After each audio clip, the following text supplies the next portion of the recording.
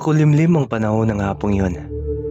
Mag-isang tinatahak ng isang matandang babae ang daan palabas sa isang madilim at masukal na kagubatan. Kilala ang matandang babae sa pangalan na Lola Basyang. Isa siyang manggagamot sa kanilang lugar. Nakatira si Lola Basyang sa baryo ng Jose, sa bayan ng Mulabis. Mag-isa na lamang sa buhay si Lola Basyang. May mga kamag-anak naman siya, ngunit nasa malalayong lugar. Maaga siyang nabiyuda at hindi man lang sila nagkaroon ng anak ng namayapan niyang asawa. Nadayagnos kasi ang namayapan niyang asawa sa sakit na tuberculosis at mabilis itong binawian ng buhay. Marami ang humahanga dahil sa husay niya sa panggagamot. Sa edad na 64 ay hindi may pagkakaila na kakaiba pa rin ang tinataglay na lakas ni Lola Basyang.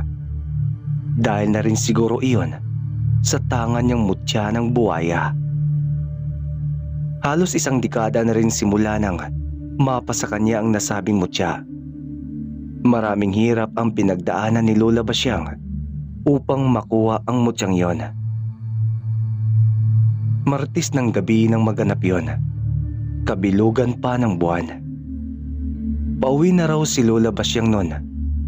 Nagkataon kasi na may pinuntahan siya sa kabilang bayan. Sa lugar na dinaanan niya ay mayroong ilog.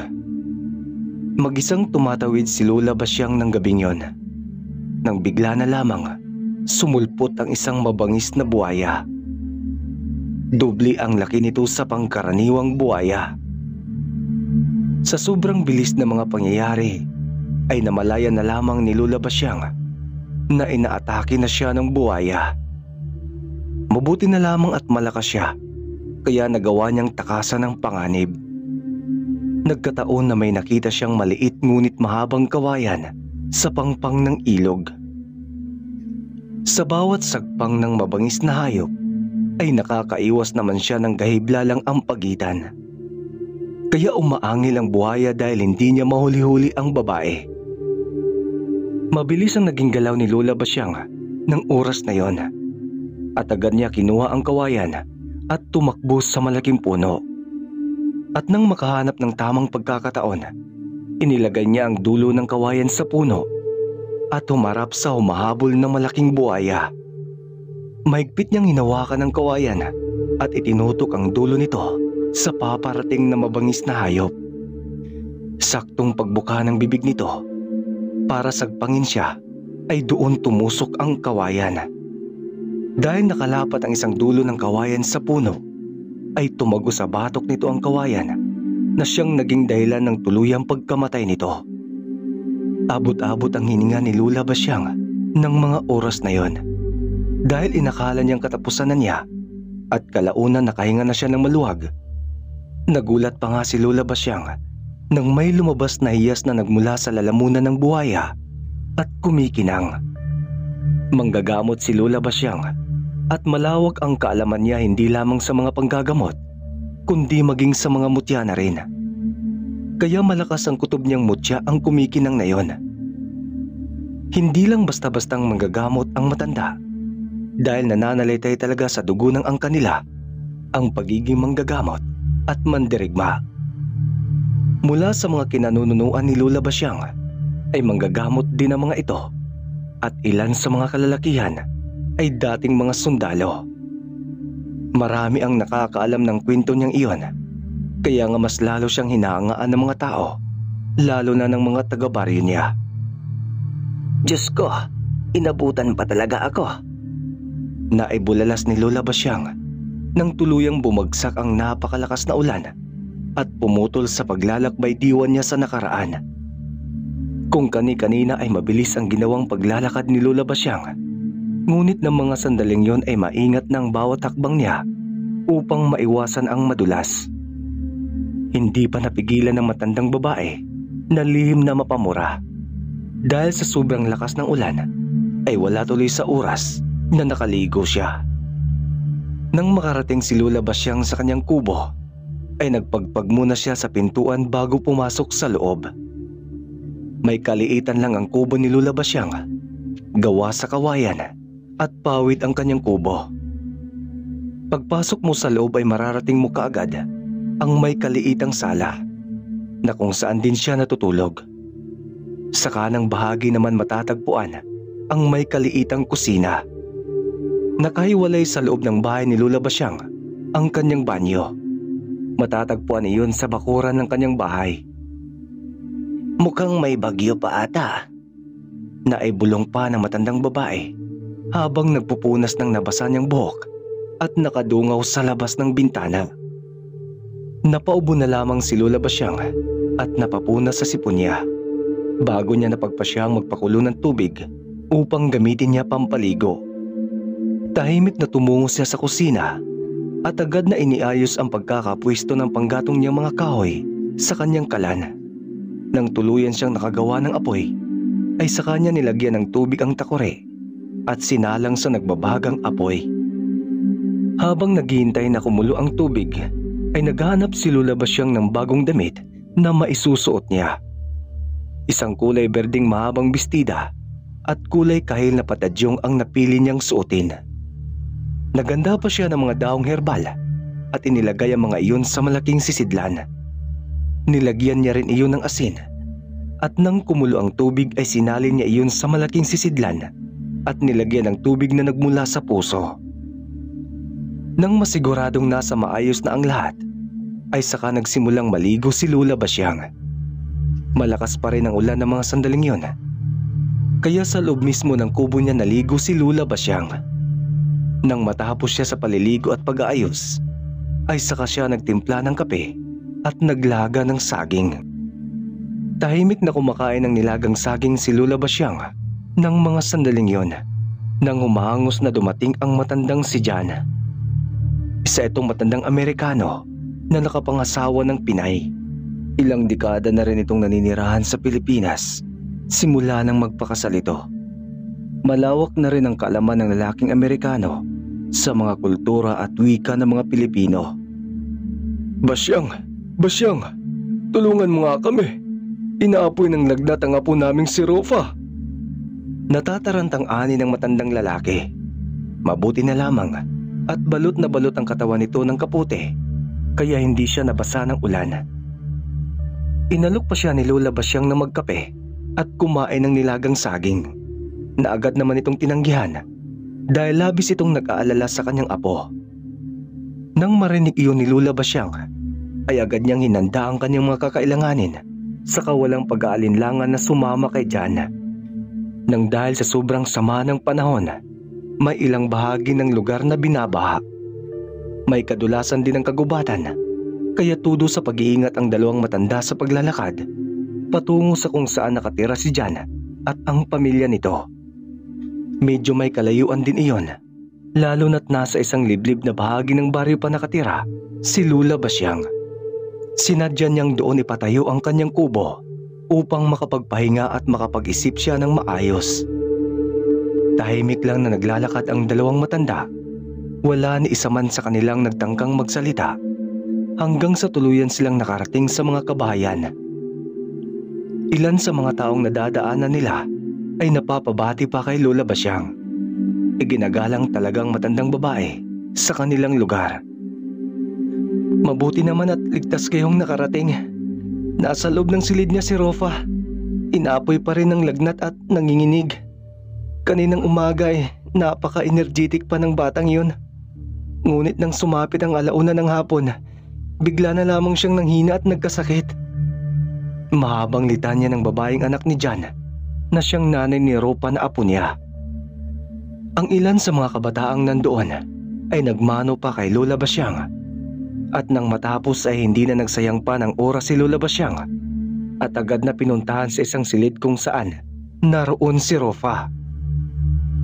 Naabutan pa niya ang asawa ni John na pinupunasan ng katawan ng babaeng bata, at nang mapansin niya ang presensya ni Lola Basyang ay agad niya itong binati. Lumapit si Lola Basyang at agad na sinuri ang kalagayan ni Rofa.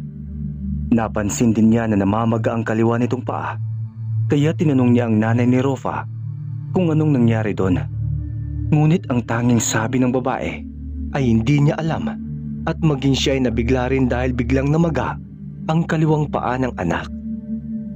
Ilang saglit pa ay lumabas na rin sa silid na yon ang lula ni Rofa at ang tanging naiwan ay ang nanay ni Rofa na si Abiri at si Lula Basyang. Nandoon din naman si Rofa, ngunit nakahiga ang bata sa hinigaan nitong banig at inaapoy pa rin ng lagnat. Humingi si Lula Basyang ng luya sa kanila. Sa kanya sinimulang sinuri ang kalagayan ng batang babae. Nalaman niya na pinaglalaroan pala ng nuno sa punso si Rofa. Marahil ay aksidenteng nagambala ni Rofa ang nasabing nuno sa punso habang naglalaro ito. Nako, ang batang talagang yan. Ilang bisis ko na siyang pinagsabihan na huwag tumambay sa bakuran. May punso kasi ron. Napakatigas ng ulo. Usal ng nanay ni Rofa matapos sabihin ni Lula Basyang ang sanhi ng karamdaman ng bata. Nang araw ding iyon ay gumawa ng orasyon si Lula Basyang upang mapagaling si Rofa. Hinabilinan pa niya si Abiri ng mga dapat at hindi dapat nilang gawin habang nagpapagaling si Rofa. Hinabilinan niya rin ito na painumin si Rofa ng mga herbal upang mabilis nitong mabawi ang nawala niyang lakas. Sa tulong ni Lula Basyang ay unti-unti rin namang nawala ang lagnat ni Rofa, ngunit kinakailangan pa rin nila itong alagaan at bantayan upang tuluyang gumaling ang bata. Matapos gamutin ni Lula Basyang si Rofa, ay niyaya pa siya ng asawa na magmerienda muna sa kanilang sala at magkwentuhan na hindi naman natanggihan ni Lula Basyang. Biko at tubig ng niyog ang hinanda ng mga ito bilang merienda nila. Pakagat na ang dilim nang nakabalik si Lula Basyang sa kubo niya. Tuluyang tumila na rin ang ulan ng mga sandaling yon. Nang makapasok ay agad siyang nahiga sa banig na nakatihaya sa sahig. Dala na rin ang pagod ay agad na nakatulog ang matandang babae. Sa gitna ng mahimbing na pagkakatulog ay bigla na lamang nagising si Lula Basyang dahil sa kaluskos na kanyang naririnig. Ilang saglit pa ay nakarinig siya ng huni ng tiktik. May kalakasan iyon kaya alam niyang nasa paligid lamang ang aswang. Sa halip na matakot ay napailing-iling na lamang si Lula Basyang. Saka napaupo sa sahig. Napahikab pa siya bago siya dahan-dahang napatayo at tumungo sa may kaliitang mesa. Sa ibabaw nito ay mayroong isang maliit na kahon na kung saan nakatago ang mutya ng buhaya. Kinuha niya iyon, saka siya nagsindi ng kandila at nagdasal. Hindi pinansin ni Lula Basyang ang walang tigil na pagtiktik at kaluskos na kanyang narinig. Sa halip ay mas pinagtuunan niya ng pansin ang pagdarasal. Ilang saglit pa ay nakarinig siya ng pagpagaspas ng mga malalaking pakpak hanggang sa tuluyan itong nawala. Hudyat na umalis na ang nilalang na may balak sanang gumambalas sa kanya. Nang matapos si Lula Basyang sa pagdarasal, ay kinuha niyang kanyang gasera at lumabas sa kanyang kubo. Dumiretso siya sa pinagtaniman ng mga herbal. Balak niyang gumawa ng panibagong gamot na maaaring makatulong sa mga tao, lalo na sa mga nangangailangan nito. Nang makarating sa mga taniman si Lula Basyang, ay agad siyang pumili ng mga herbal. Ni hindi siya nag-aalala na balikan siya ng aswang na may masamang balak. Sa halip na takbuhan ang kinatatakutan mo, matuto kang harapin at labanan ito. Naibulong pa ni Lula Basyang sa sarili. Ipinapangako rin niya sa sarili na hanggat nabubuhay siya sa mundo, ay patuloy niyang tutulungan ang mga taong nangangailangan ng tulong niya.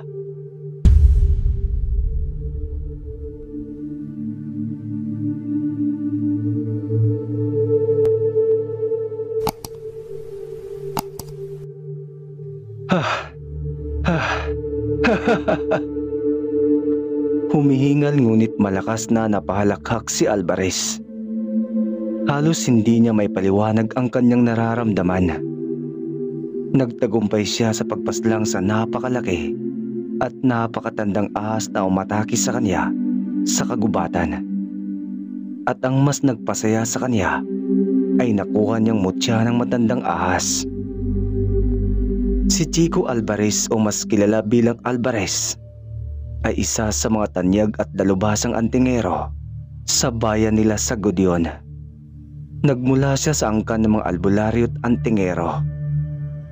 Ang kanyang mga kanununuan ay minsan na ring nakilala sa bayang ito dahil sa husay ng mga ito sa larangan ng panggagamot at pakikipaglaban.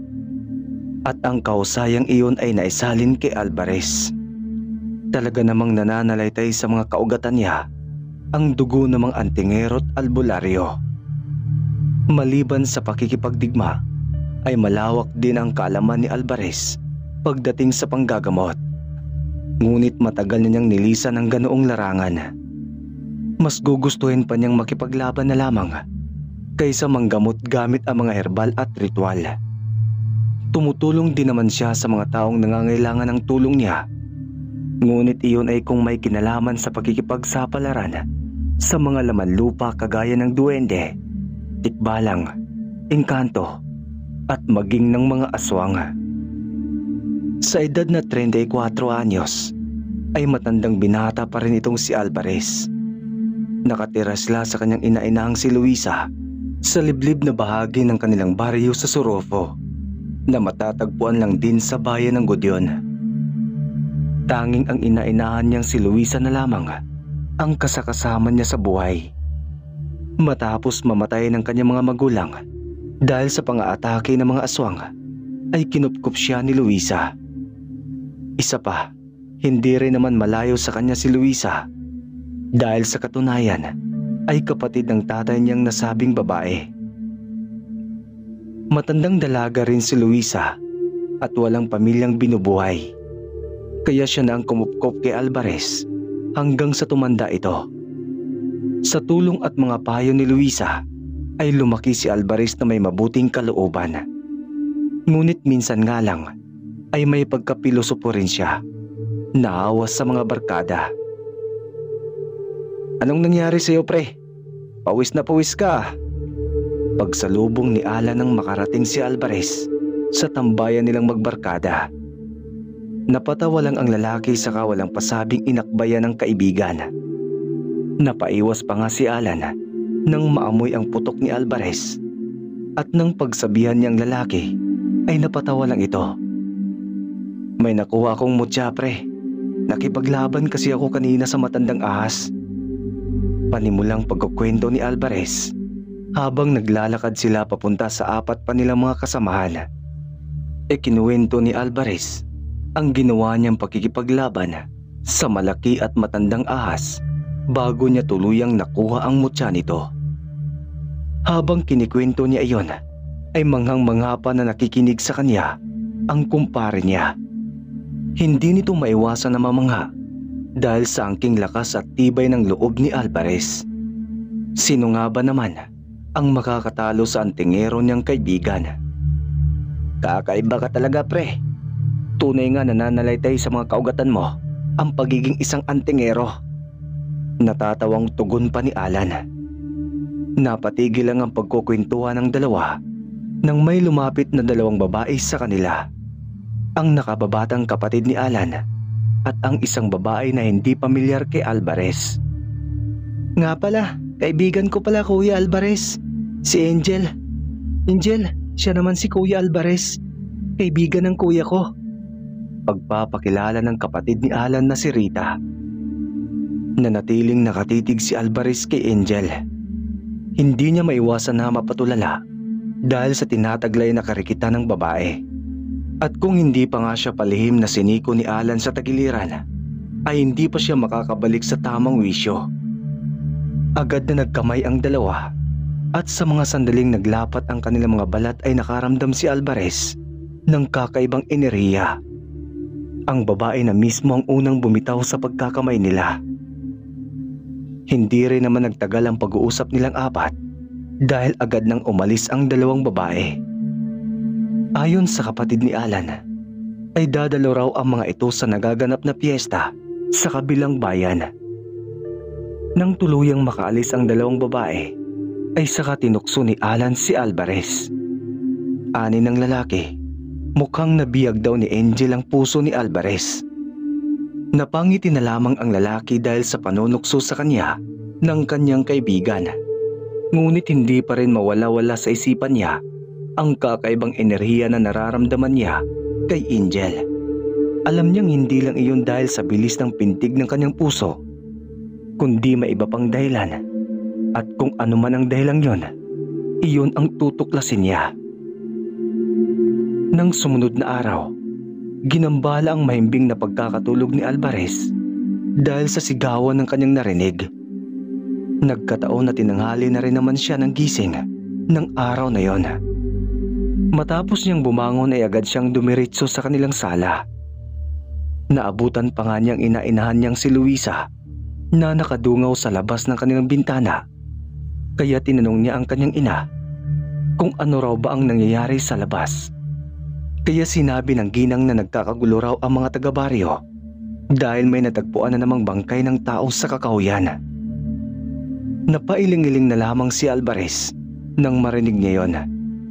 Hindi rin naman bago sa kanyang ganoong mga balita dahil halos araw-araw na lamang ay may natatagpo ang mga bangkay sa baryo nila at alam din niya na ang salarin ay ang mga aswang. Ilang bisis na rin kasi siyang nakipagtuos sa mga aswang. Nagtimpla pa siya ng kape bago lumabas upang masuri kung ano na ang mga nangyayari sa labas. Naabutan pa niyang ilan sa mga taga-baryo nila na nagkukumpulan at nag-uusap tungkol sa bangkay na nakita nila. Nang mapansin siya ng ilan sa mga tao, ay agad siyang nilapitan ng mga ito at humingi ng tulong na sana raw ay matapos ng kasamaan ng mga aswang. Tahimik lang na nakikinig si Alvarez sa mga tao, ngunit nag-iisip din siya ng paraan kung paano tuluyang matapos ang paghasik ng lagim ng mga aswang sa kanilang baryo. Natigilan si Alvarez nang makaramdam siya ng kakaibang presensya. Mabilis niyang iginala ang kanyang paningin sa paligid. Maraming tao ang nagkalat sa kung saan-saan. Ngunit ang mas nakakaagaw ng pansin niya ay ang babae sa hindi kalayuan ng mga sandaling yon ay nakatitig din sa kanya. Biglang bumilis ang pagtibok ng puso ni Alvarez hanggang sa namalaya na lamang niya na naglalakad na siya palapit sa babae. "Kanina ka pa ba nandito?" Mga katagang lumabas sa bibig ni Alvarez nang tuluyan siyang makalapit sa harapan ng babae na si Angel. Simpleng napatango lang sa kanya si Angel at sinabi ng dalaga na nakakatakot na raw ang panahon dahil sa patuloy na paglaganap ng kasamaan ng mga aswang sa kanilang lugar na siya namang sinang-ayunan ni Alvarez. Inalok pa ni Alvarez ang babae na magkape raw muna sa bahay nila na mabilis namang nitong tinanggihan. Dahil hindi rin naman daw magtatagal ay aalis din siya. Anito ay may mahalaga siyang pupuntahan. Bago pa tuluyang maghiwalay ang landas ng dalawa, ay tinanong pa ni Alvarez ang babae kung maaari raw ba silang uling magkita at sa hindi inaasahan ay pumayag ang dalaga na muling makipagkita sa kanya. Napag-usapan nilang dalawa na magkikita sila makalipas ang 2 araw.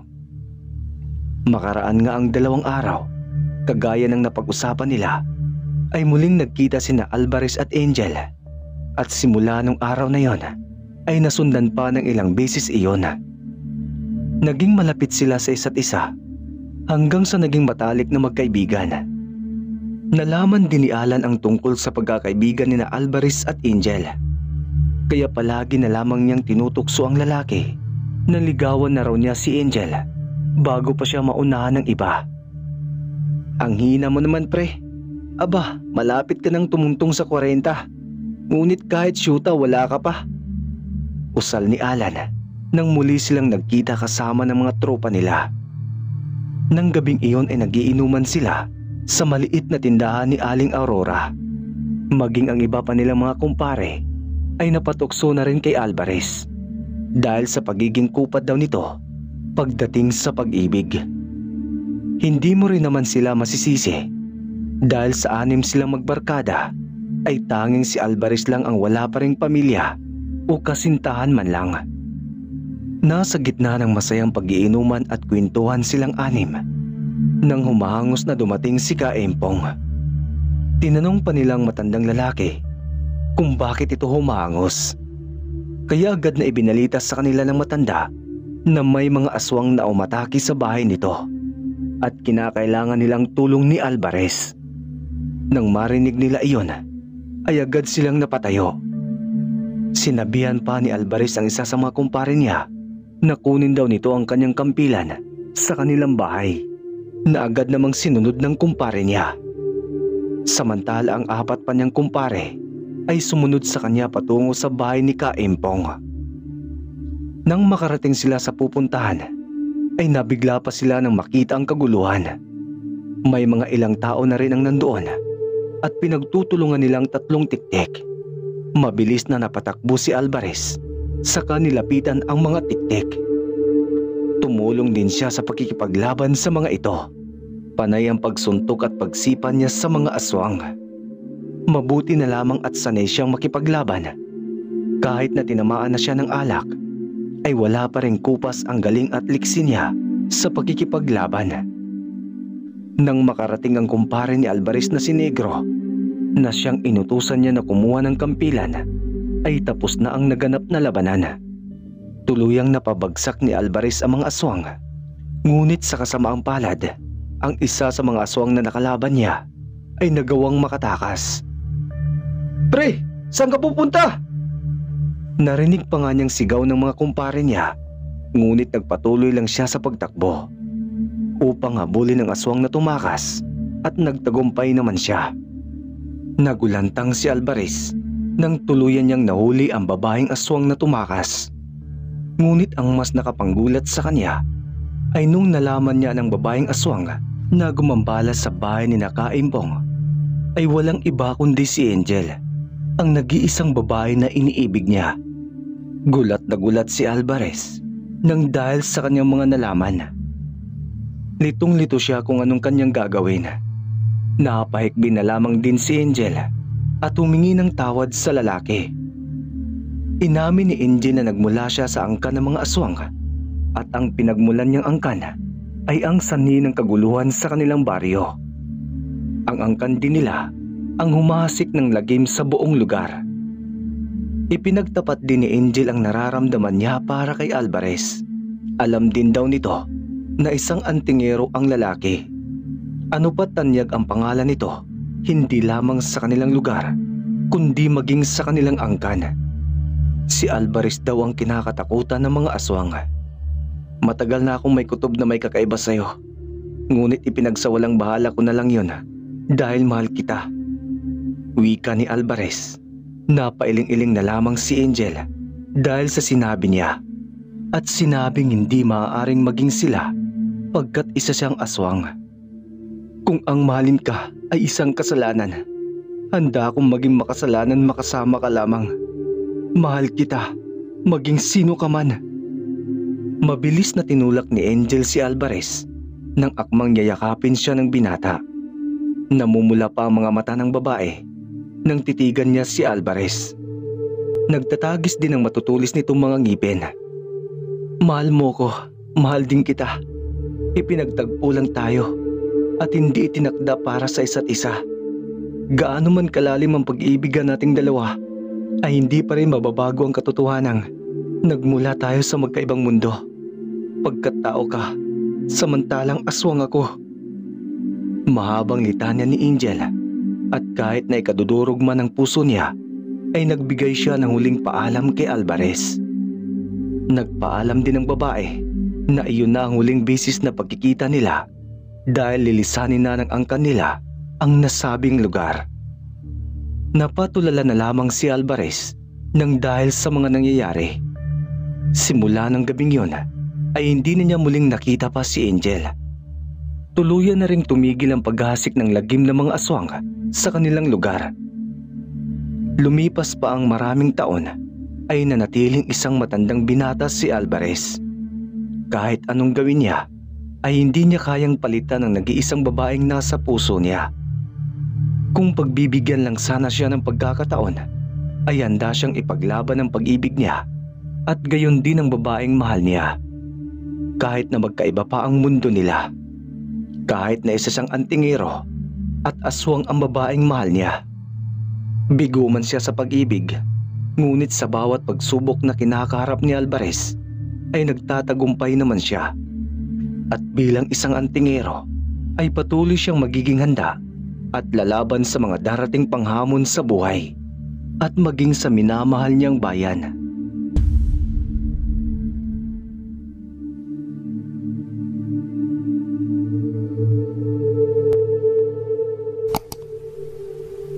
Babaeng berdeng ahas kontra sa mutya ng balanoy.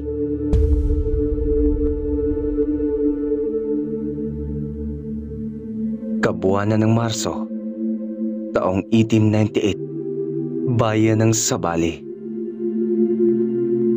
Araw ng Biyernes, sa kabila ng tirik na sikat ng araw, nasa kalagitnaan pa rin ng matinding pagsasanay si Hayami. Naroon siya sa burol at nakatuon ang kanyang diwa sa pag-iinsayo sa pakikipaglaban. Hawak-hawak niya ang maalamat na kampilan na siyang minanapan niya mula sa kanyang mga ninuno, na noong kapanahunan ng mga ito ay kilala bilang mga mandirigmas sa kanilang bayan.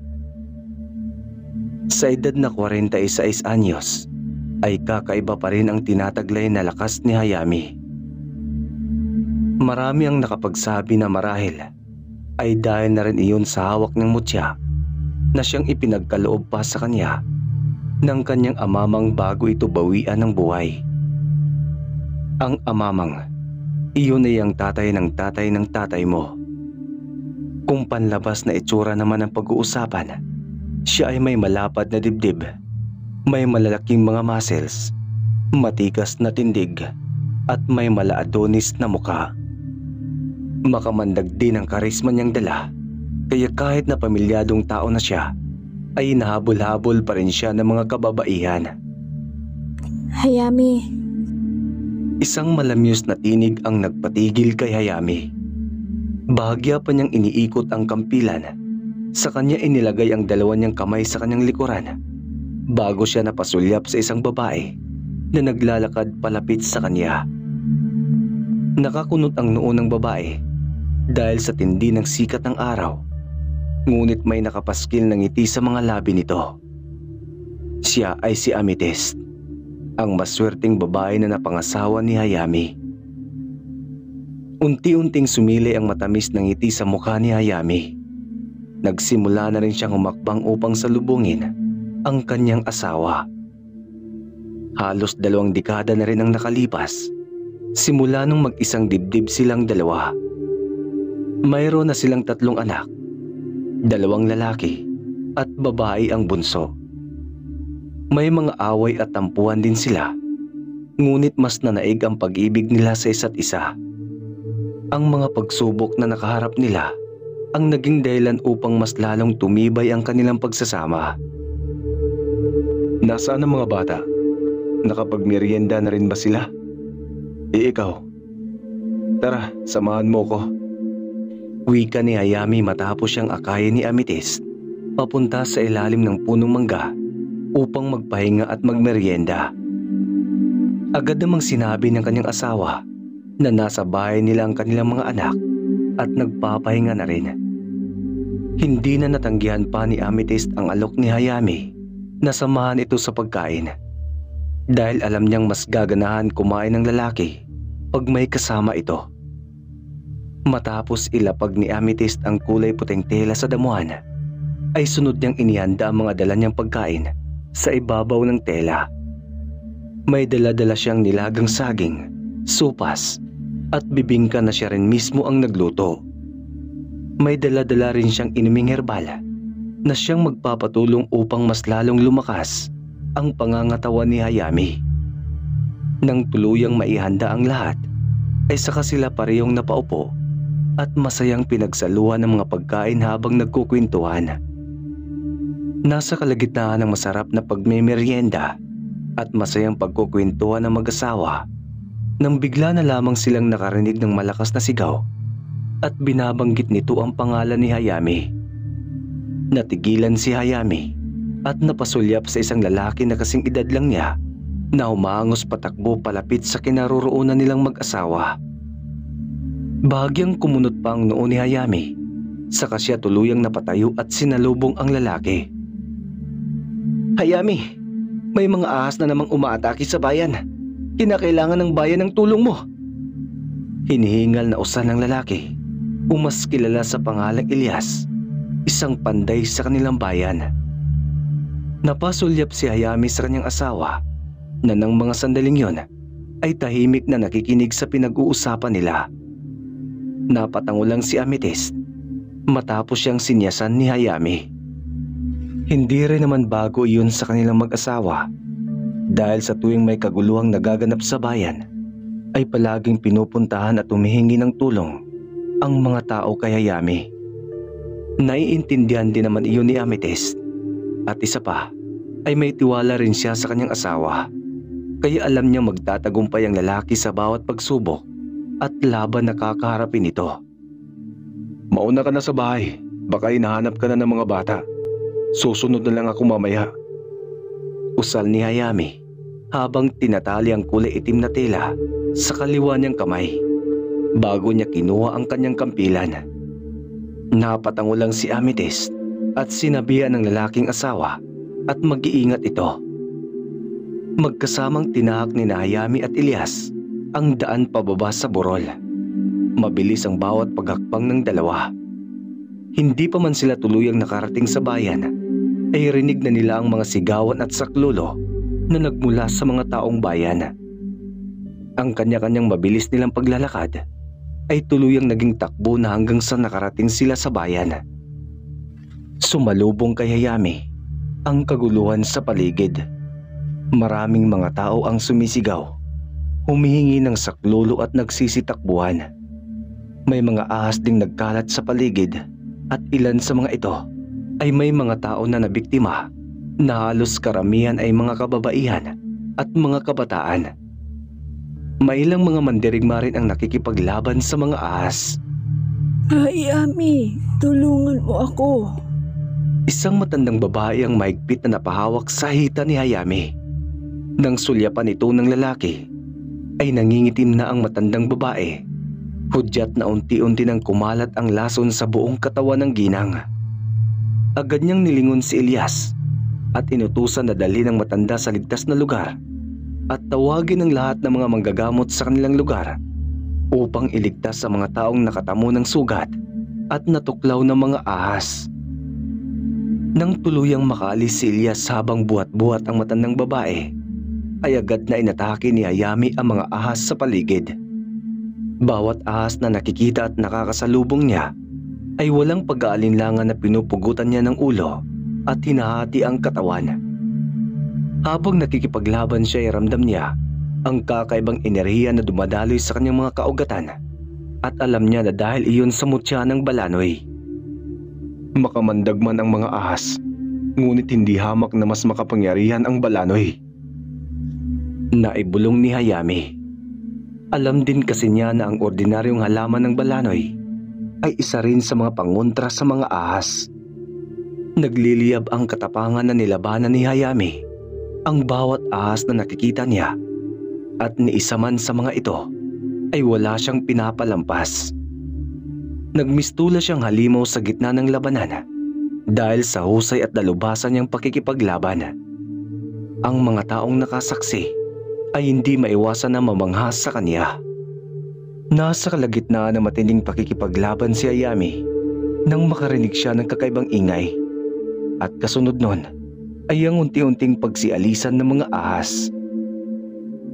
Natigilan si Hayami nang masulyapan niya ang mga itim na ibon sa kalangitan na nagkakagulo at kasunod nun ay ang munting pagyanig ng lupa. Sigawan ng mga tao na narinig ni Hayami, ngunit sa halip na umatras, tumakbo at magtago, ay mas pinili ni Hayami na manatili sa kanyang kinatatayuan at buong tapang na hinintay ang panganib na paparating. Maya-maya pa ay unti-unting bumiyak ang lupa at kasunod nun ay ang paglitaw ng isang babae na may kalahating katawan ng berdeng ahas at ang kalahati naman ay sa tao. Takot na takot ang mga tao dahil sa kanilang nakita. Napasigaw pa ang mga ito sa sobrang takot at mas lalo silang nagkagulo. Samantala, nanatili pa rin si Hayami sa kanyang pwesto at hindi nabakasan ng kahit anumang emosyon ang kanyang mukha. Isa kang hangal hampas lupa. Humanda ka at ito na ang magiging katapusan mo. Nanlilisik ang kulay berding mga mata ng babaeng ahas nang sabihin niya iyon. Bahagya pang lumabas ang dila nito na halintulad din sa isang ahas. Isang kakaibang ngisi ang sumilay sa mukha ni Hayami. Bahagya pa niyang inikot ang hawak niyang kampilan, saka iyon hinarap sa babaeng berding ahas, sabay sabing, "Kailan may hindi magtatagumpay ang kasamaan laban sa kabutihan." Mas lalong nalilisik ang mga mata ng babaeng ahas dahil sa sinabi ni Hayami. Maya-maya pa ay inatake ng babaeng ahas si Hayami na mabilis namang naiwasan ng lalaki. Bawat pag-atake ng ginagawa ng babaeng ahas ay walang kahirap-hirap na naiiwasan at nasasangga ni Hayami. At sa tuwing may pagkakataon siya, ay saka rin niya inaatake pabalik ang babaeng ahas. Habang lumilipas ang oras, ay mas lalong nagiging mainit ang labanan nilang dalawa. Napapahalakhak pa ang babaeng ahas nang magtagumpay siya na tuklawin ang kaliwang braso ni Hayami. Agad na napaatras si Hayami nang matapos siyang tuklawin ng babaeng ahas na kaharap niya. Sinulyapan pa niya ang kaliwa niyang braso at doon niya nakita na may kaunti yung sugat. Napatawa ang babaeng ahas at sinabi kay Hayami na ilang minuto na lang ang itatagal nito at tuluyang itong manghihina. Ngunit sa halip na makaramdam ng anumang takot, ay buong tapang pa rin siyang hinarap ni Hayami. Ang bawat kamandag ay may nakahandang panlunas. Seryosong wika ni Hayami. Sa kanya itinaas ang hawak niyang kampilan at walang pagdadalawang isip na hinawakan ang kaliwa niyang braso kung saan natuklaw ng babaeng ahas. Kaya mas lalong dumurugo ang kaliwang braso ni Hayami. Ngunit alam niya na iyon lang ang paraan upang mawala ang lason sa kanyang katawan, sapagkat sumasama sa agos ng dugo ang lason.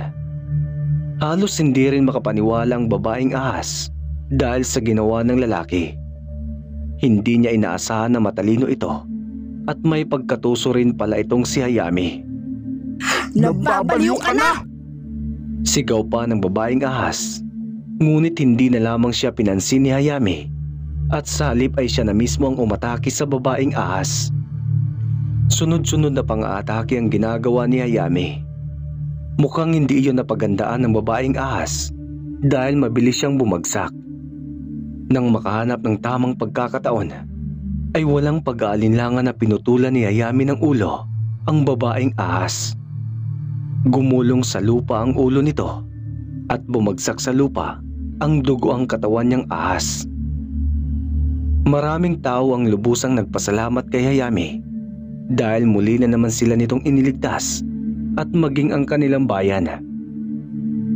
Nang masiguradong nasa ligtas na ang mga taong bayan at ang kanilang bayan, ay iniwan na ni Hayami ang mga tao sa pamamahala ng mga manggagamot at iba pang mga mandirigma. Saka siya nagsimulang lumakbay pauwi sa kanyang pamilya. Nang makarating sa munti nilang tahanan, ay masayang sinalubong ng asawa at ng mga anak niya si Hayami. Napangiti na lamang ang lalaki bago niya niyakap ang kanyang pamilya. Ipinangako niya sa kanyang sarili na hanggat nasa kanyang mutya ng balanoy at habang nabubuhay siya, ay patuloy niyang poprotektahan at ililigtas hindi lamang ang kanyang pamilya, kundi maging ang bayan nila.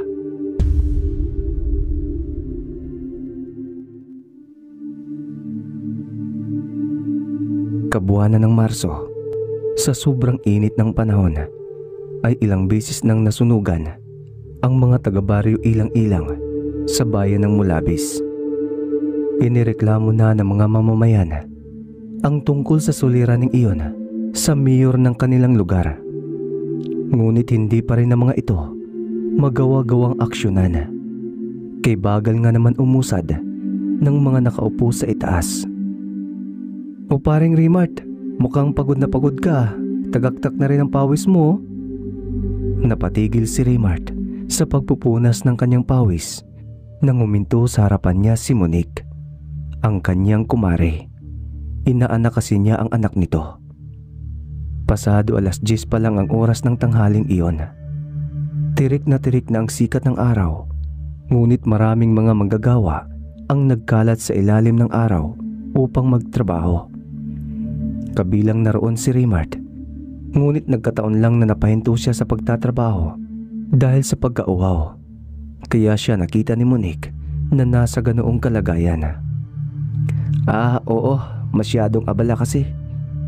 Tugon ni Raymart at bahagya pang itinuro ang mga katrabaho niya na walang tigil sa pagtatrabaho. Isang construction worker si Raymart.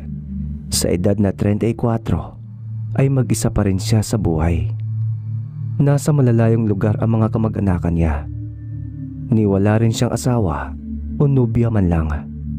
Maitsura naman itong si Raymart. Sa katunayan ay habulin nga siya ng mga kababaihan. Ngunit nagkataon na wala pa talaga sa isip niya ang pumasok sa isang relasyon. Nagkataong nag-uusap sina Raymart at Monique ng mga sandaling yon nang mapadaan ang asawa nitong si Sander.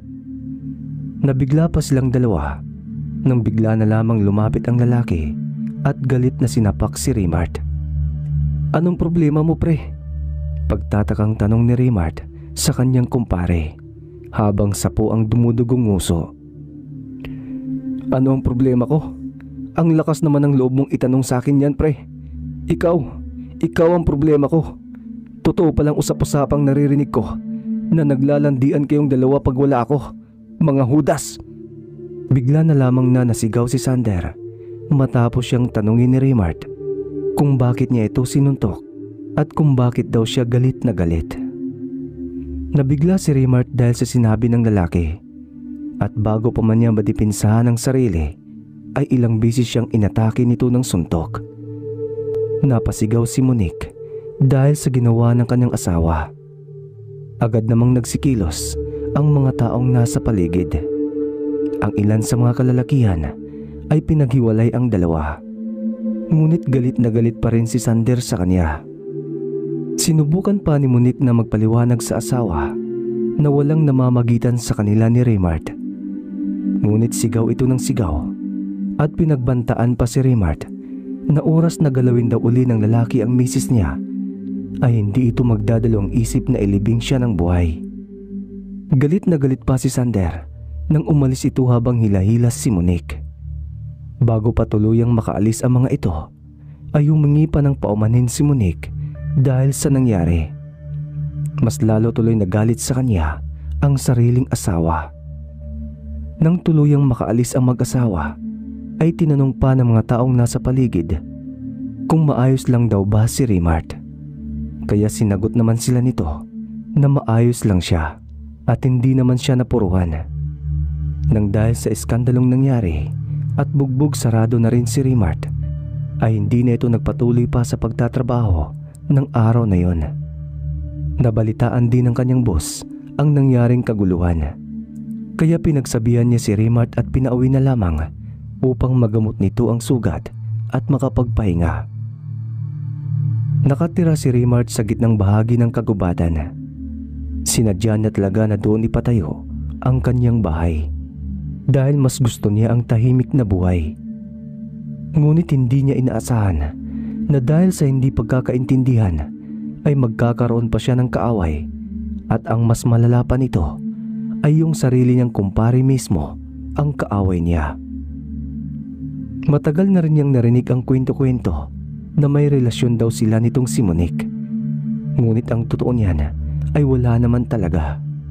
Sadyang close lang talaga ang dalawa sa isa't isa. Sa katunayan ay parang magkapatid na nga ang turingan ng dalawa sa bawat isa. "O pre, napano ka?" Tanong pa nga ni Isko nang magkasalubong silang dalawa habang naglalakad siya pauwi sa bahay niya. Napahinto naman si Raymart sa paglalakad.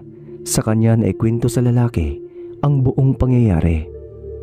Napatawa na lamang si Isko at sinabi na mag-iingat daw si Raymart. Ipinagsawalang bahala na lamang ni Raymart ang payo ng kumpare niya, at sa halip ay maayos siyang nagpaalam sa kaibigan at nagpatuloy sa paglalakad pauwi sa bahay niya. Tahimik na tinatahak ni Raymart ang daan patungo sa masukal na kagubatan. At habang naglalakad ay hindi niya naiwasan na mapamuni-muni dahil sa iskandalong nangyari. May bahagi sa kanya na nagagalit dahil sa ginawang pambubugbog sa kanya ni Sander. Ngunit hindi rin niya maiwasang mapatawa dahil sa nangyari. Sa simula pa lang kasi ay alam na rin naman niyang siloso itong si Sander. Ngunit hindi niya akalain na maging siya'y pagsisilusan ng sarili niyang kumpare. Putya, ahas! Napabulala si Raymart nang may humarang na ahas sa dinadaanan niya. At kung hindi pa natuklaw ang paa niya, ay hindi pa niya ito mapapansin. Talaga namang nasa iskandalong nangyari, nakatuon ang kanyang atensyon. Ilang saglit pa, ramdam ni Raymart ang unti-unting pamamanhid ng kanyang kaliwang paa na kung saan natuklaw ng ahas. May kaliitan lang ang ahas na yon, ngunit alam niyang makalason iyon. Bago pa man muling matuklaw ng ahas si Raymart, ay agad siyang pumulot ng malaking bato. Sa kanya sinubukang batuhin iyon, ngunit mabilis nakailag ang ahas. Agad na kinuha ni Raymart ang daladala niyang punyal. Saka pinagtangkaan ng ahas. Ngunit mukhang nakatunog ang ahas sa panganib, kaya mabilis itong nakaalis. Hindi na nag-abala pa si Raymart na habulin ito, dahil ang mas iniisip niya ay ang lason na maaaring kumalat sa buo niyang katawan. Nang dahil sa isiping yon, ay muli siyang nagpatuloy sa paglalakad hanggang sa tuluyan siyang nakauwi sa kanyang bahay. Nang makarating siya sa bahay, ay agad na naganda si Raymart ng palanggana at kandila. Sa loob ng ilang dekadang paninirahan niya sa gitna ng kagubatan, ay hindi iyon ang unang bisis na natuklaw siya ng ahas. Kaya alam na niya ang gagawin kung paano matanggal ang lason. Nahirapan nga lang siya dahil sarili niyang katawan ang ginagamot. Inabutan ng halos 1.5 oras bago niya natanggal ang lason. Pasado 2:00 ng hapon, nagkataong katatapos lang mananghalian ni Raymart ng mga sandaling yon, nang dumating ang isa sa mga kumpare niyang si Eros. May dala-dala itong 3 banga ng lambanog, kaya hindi na nakatanggi pa si Raymart nang ayain siya ng kumpare na makipag-inuman. Nalibang ang 2 lalaki sa pag-iinuman at pakikipagkwentuhan, ni hindi man lang nila namalayan ang mabilis na pagtakbo ng oras. Pasado 6:30 na ng gabi nang umuwi si Eros. Hindi na siya nagawa pang ihatid ni Raymart dahil maliban sa tinamaan na ng alak ang lalaki, ay hindi rin siya pwedeng gumalaw-galaw dahil sa sugat na natamo niya. Nang dahil sa pagod at tama ng alak, ay agad na nakatulog si Raymart. Mabilis na lumipas ang mga oras. Nasa kalagitnaan ng mahimbing na pagkakatulog si Raymart ng gabing iyon, nang bigla na lamang siyang nagising dahil sa init na nararamdaman. Nang magmulat siya ng mga mata, ay ganoon na lamang ang pagkagulat niya nang bumungad sa kanya ang nagliliyab na apoy sa paligid. Napatulala siya nang napagtanto niyang nasusunog ang bahay niya. Huli na upang tumakas pa siya dahil napalibutan na siya ng apoy. Sa sobrang bilis na mga pangyayari, ay namalaya na lamang ni Raymart na sumisigaw na siya dahil sa sobrang init, hanggang sa tuluyan siyang kinapos ng hininga at nilamon ng dilim. Sa gitna ng panganib, himalang nagising si Raymart dahil sa ingay ng paligid. Nang magmulat siya ng mga mata, ay nagulat siya matapos masilayan ang kumpulan ng mga tao sa paligid habang nakamasid sa kanya. Takang-taka naman si Raymart. Nung una ang akala niya ay nanaginip lamang siya tungkol sa sunog, ngunit nang libutin niya ang kanyang paningin sa paligid, ay ganoon na lamang ang pagkabigla niya matapos mapagtanto na nakandusay pala siya sa bahay niyang naging abo. Sa katunayan, maging ang kasuotan niya ay hindi rin nakaligtas dahil sa naganap na sunog, maliban na lamang sa suot niyang brief na himalang hindi nasama sa sunog. Ano ang nangyari? Himalang nakaligtas pa siya sa sunog. Sabi na nga ba't salot ang lalaking yan sa baryo? Hindi kaya isa siyang kampo ng demonyo? Mga usap-usapang narinig niya. Ipinagsawalang bahala na lamang niya ang tungkol sa mga naririnig mula sa ibang tao. Dahil maging siya ay naguguluhan na rin kung bakit siya nakaligtas sa gitna ng mapanganib na sitwasyon. Hindi pa man tuluyang nakakaalis si Raymart mula sa kanyang pwesto, ay naagaw ng pansin niya ang isang maliit na bagay na tila bato, ngunit kumikinang. Sa hindi malamang dahilan ay biglang nakaramdam ng kakaiba si Raymart at may tumutulak sa kanya na kunin ang bagay na yon. At iyon nga ang kanyang ginawa. Nanginginig pa ang mga kamay ni Raymart nang kunin niya ang kumikinang na bato. Nang tuluyan niya itong makuha, ay may kung anong enerhiya siyang nararamdaman mula rito. Mainit din sa palad ang napulot niyang bagay. Ilang saglit pa ay dinagsa ng mga kalalakihan si Raymart. Buong akala niya ay tutulungan siya ng mga ito. Ngunit ganoon na lamang ang kanyang pagkabigla nang akmang haambalusin sana siya ng isa sa mga ito ng malaking kahoy. Mabuti na lamang at mabilis siyang nakailag. Isa kang demonyo. Hindi ba ikaw rin ang dahilan ng pagkamatay ni Sander? Pinatay mo siya dahil pinagbantaan mo ang buhay niya. Ang dapat sa iyo'y mawala. Galit na sigaw ng mga kalalakihan bago siya inatake ng mga ito. Tudo sa pagsangga si Raymart sa bawat pag-atake sa kanya ng mga kalalakihan, hanggang sa namalaya na lamang niya na kusang gumagalaw ang katawan niya at inatake rin ang mga ito pabalik. Nagpalitan sila ng sipa at suntok ng mga kalalakihan at nang makahanap ng tamang tiyempo ay sa kanya tinakbuhan ang mga ito. Takbo ng takbo si Raymart habang hinahabol siya ng mga tao na nag-aakalang isa siyang kampo ng demonyo. Halos hindi siya makapaniwala dahil sa mga nangyari. Ni hindi niya alam na namatay na pala si Sander at mas lalo siyang naguluhan dahil sa himalang nakaligtas siya sa naganap na sunog.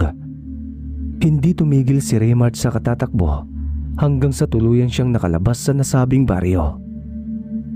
Ang mga katanungang bumabagabag sa isipan ni Raymart ay nasagot nang lumapit siya kay Kaampong.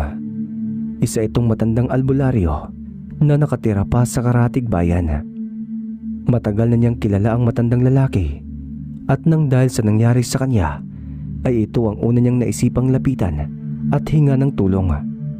Hindi nga siya nagkamali dahil hindi siya pinagkaitan ng tulong ng matandang lalaki. Ang batong ito ay hindi ordinaryo dahil isa itong mutya na nagtataglay ng kakaibang kapangyarihan.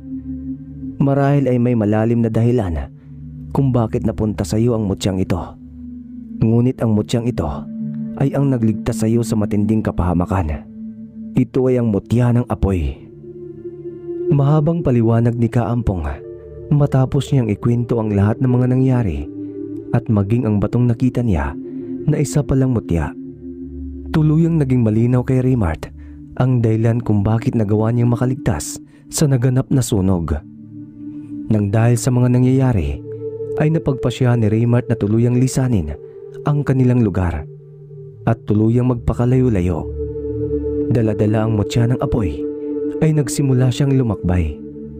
Pinag-aralan din niya ang mutyang hawak niya. Tama nga naman si Kaampong. Marahil ay may dahilan kung bakit napunta sa kanya ang mutya ng apoy. At kung ano man ang dahilan na yon, ay nakahanda siyang harapin ito kahit na isa pang mapanganib na sitwasyon. Dahil kagaya ng apoy ay nagliliyab din ang katapangan sa kanyang puso at buong pagkatao. Duwag lang ang taong sumusuko sa anumang laban. Masyadong mahaba ang daan upang sukuan ang anumang hamon na humahadlang.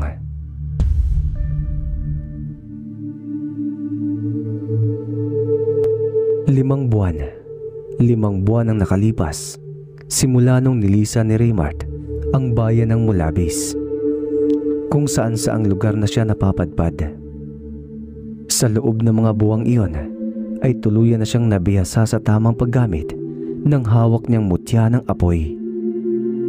Natututo na rin siyang makipaglaban, anupat sa bawat lugar na napuntahan niya ay maraming hamon siyang kinakaharap. Minsan na ring napadpad si Raymart sa baryo na kung saan ay pinamumugaran ng mga aswang. Sa kabutihang palad ay nagawa niyang makaligtas mula sa mga ito. Hindi naging madali ang pinagdadaanan ni Raymart upang matakasan ang mga aswang na iyon. Talaga namang nakipaglaban pa siya sa mga ito bago nakaalis sa nasabing lugar.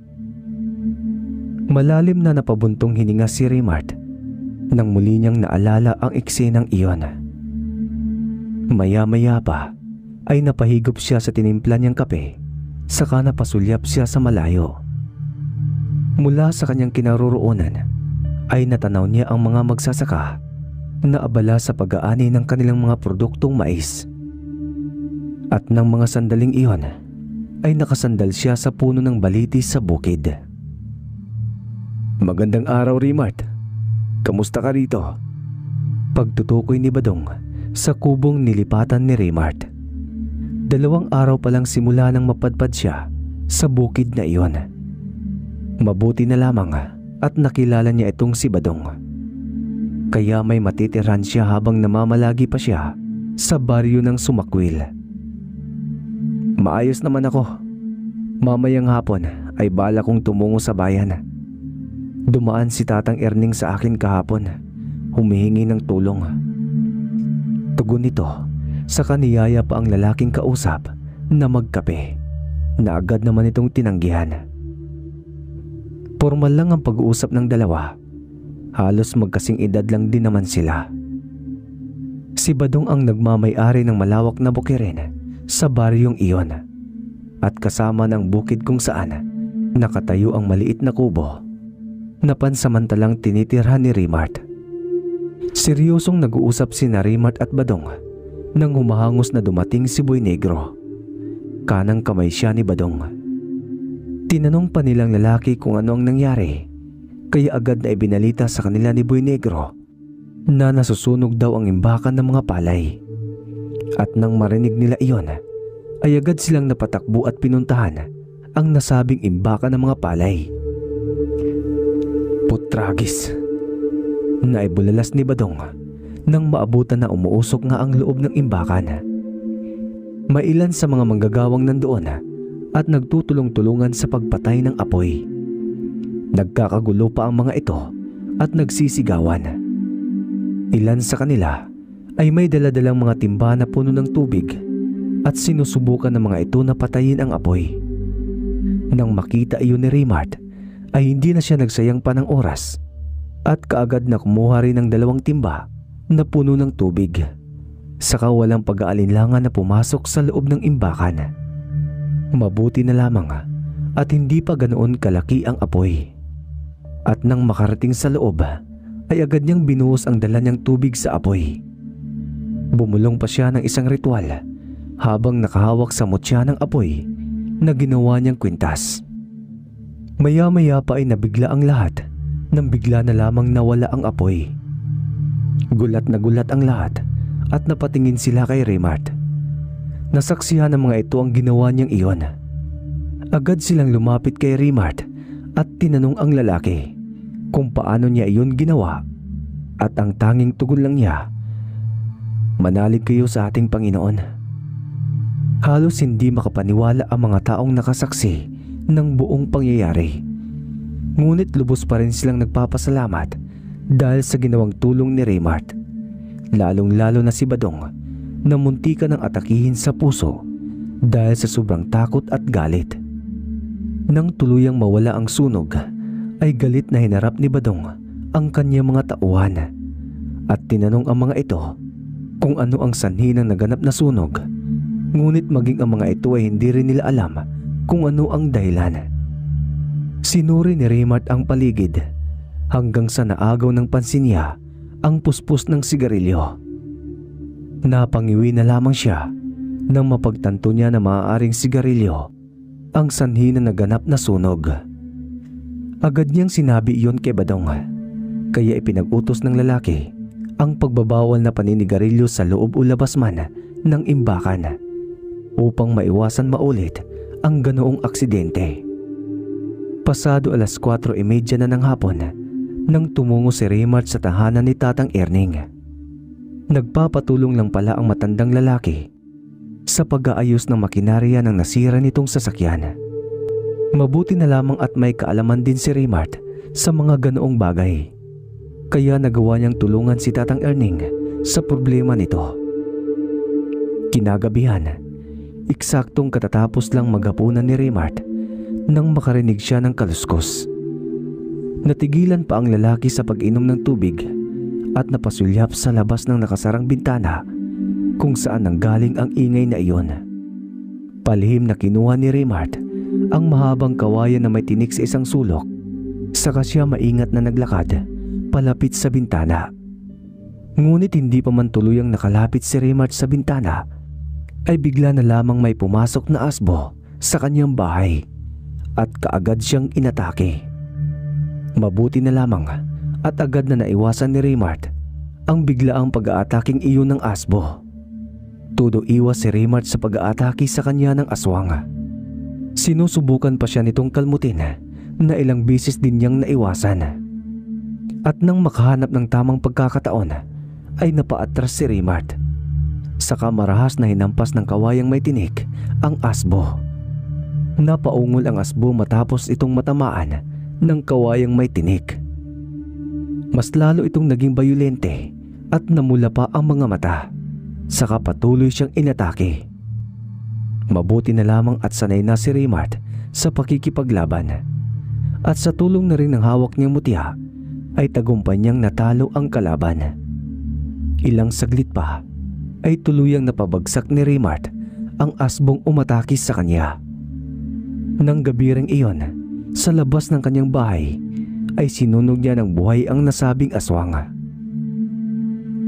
Nang mga sumunod na araw ay tuluyang nagpaalam si Raymart kay Badong at maging sa mga tao na nakilala niya sa bayang iyon.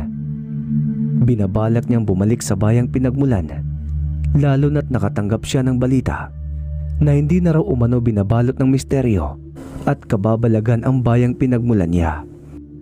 Ilang araw din ang inilaan ni Raymart sa paglalakbay bago siya tuluyang nakabalik sa baryong pinagmulan niya.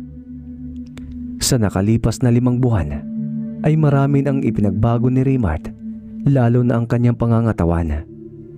Hindi hamak na mas lumaki ang katawan niya, lalo na ang kanyang mga muscles. Tinubuan na rin siya ng makapal na balbas na bumagay naman sa kanya. Mukhang malaki ang naitulong ng balbas niyang iyon dahil malaya siyang nakapasok sa bayan niya nang hindi hinaharangan ng kung sino man. Mukhang wala talagang may nakakakilala sa kanya. At nang makarating siya sa baryo Ilang-Ilang ay una niyang pinuntahan ang dating bahay niya. Ngunit nang makarating siya sa gitna ng kagubatan ay tanging mga kalat at mga abo lang ang nandoon. Iyon pa ang mga kalat at abo na naiwan matapos masunog ang bahay niya. Hanggang sa mga sandaling iyon ay misteryo pa rin para kay Raymart ang naganap. 5 buwan na ang nakalipas. Hindi niya mapigilan na mapaisip kung ano ang dahilan ng pagkasunog sa bahay niya. Sino po kayo? Isang batang babae ang nakapagpatigil sa pagmumuni-muni ni Raymart. Nang sulyapan niya ito, ay lihim siyang napangiti ng malamang inaanak niya pala iyon na siyang anak ni Sander at Monique. Sa halip na sagutin ang katanungan ng batang babae, ay tinanong pabalik ni Raymart ang batang babae kung nasaan ang mga magulang nito. Ngunit laking gulat niya nang malaman niyang pareho na palang sumakabilang buhay sina Monique at Sander. 5 buwan na po ang nakalipas. Natagpuan lamang namin si tatay na nakabulagta sa kwarto. Wakwak po ang kanyang tiyan at nawawala po ang mga laman loob. Hindi po kinaya ni nanay ang pagkamatay ni tatay. Makaraan lang po ang 2 buwan ay tinamaan din siya ng karamdaman at kusang bumigay ang kanyang katawan. Hikbing kwento ng bata. Nalaman din ni Raymart na nakatira pala ang bata sa bahay ng lula nito. Hindi nagtagal ang pag-uusap nilang dalawa dahil agad ding umuwi ang bata dahil baka hinahanap na raw siya ng kanyang lola. Tahimik na tinahak ni Raymart ang daan palabas sa kagubatang iyon. Ngunit hindi pa man siya tuluyang nakakalayo ay kusa siyang natigilan nang makarinig siya ng kakaibang ungol na nagmula sa kung saan. Hindi ordinaryo ang ungol na iyon at ramdam ni Raymart na may kakaibang nangyayari. Tahimik na sinundan niya kung saan iyon nagmula. Dinala siya ng kanyang mga paa sa masukal at madilim na bahagi ng kagubatan at doon niya naabutan ang mga nilalang na abala sa pagwawakwak sa mga laman ng mga batang biktima nila. Nabigla pa si Raymart nang mapagtanto niya na ang mga nilalang na nasilayan niya ay mga aswang. Eros? Anong ibig sabihin nito? Gulat na naibulalas ni Raymart nang masulyapan niya si Eros na kabilang sa mga aswang. Natigilan naman ang mga aswang at agad na naagaw ng atensyon nila si Raymart. Raymart, buhay ka pa? Gulat na usal ng lalaki. Mukhang hindi rin ito inaasahan na buhay pa pala siya. Sa halip na sagutin ni Raymart ang katanungang iyon ni Eros, ay naguguluhang napatingin lang siya sa kumpare at maging sa ibang mga aswang na nandoon. Napatawa pa si Eros nang sabihin ni Raymart na paano nila nagagawa ang ganoong mga bagay at kung bakit nila biniktima ang mga taga-baryo. Nagulat pa si Raymart matapos aminin ni Eros na siya rin pala mismo ang pumatay kay Sander at siya rin ang nagsunog ng bahay nito matapos niyang lasingin ang lalaki.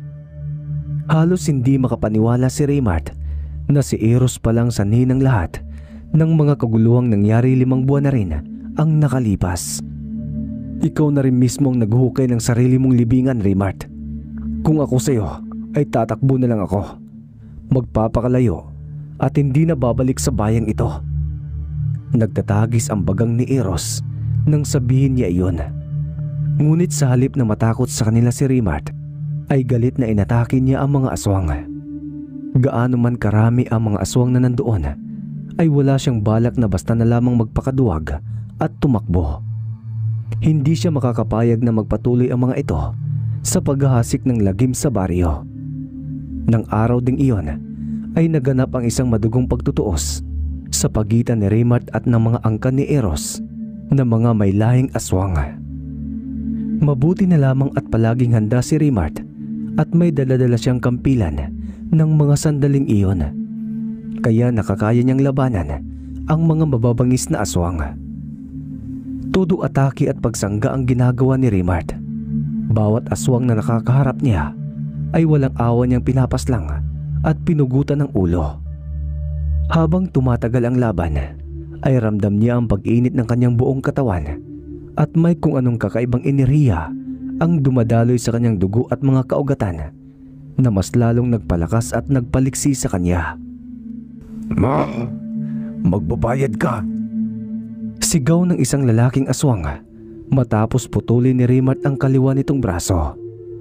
Sa halip na makaramdam ng takot ay napangisi lang si Raymart. Saka sunod-sunod na inatake ang mga aswang na nandoon. Inabutan din ng halos 1.5 oras bago tuluyang napabagsak ni Raymart ang angkan ng mga aswang. Nang araw ding iyon ay sinunog niya ang bangkay ng mga aswang bago tahimik at walang bakas na nilisan ang kagubatan. Sa lupaing ito ako nabuhay, kaya dito rin ako mamamatay.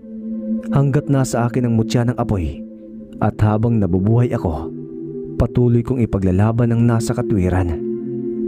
Pangako ni Raymart sa sarili. Sa pagkakataong iyon ay nakapagpasya si Raymart na muling manatili sa baryo ng ilang-ilang, ngunit sa iba ng katauhan. Tinago niyang kanyang katauhan sa alias na Zafiro, isang mandirigma na naging tagapagtanggol ng kanyang mga taga-baryo.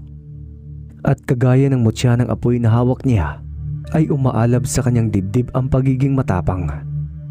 Walang laban na basta na lamang niyang susukuan at aatrasan.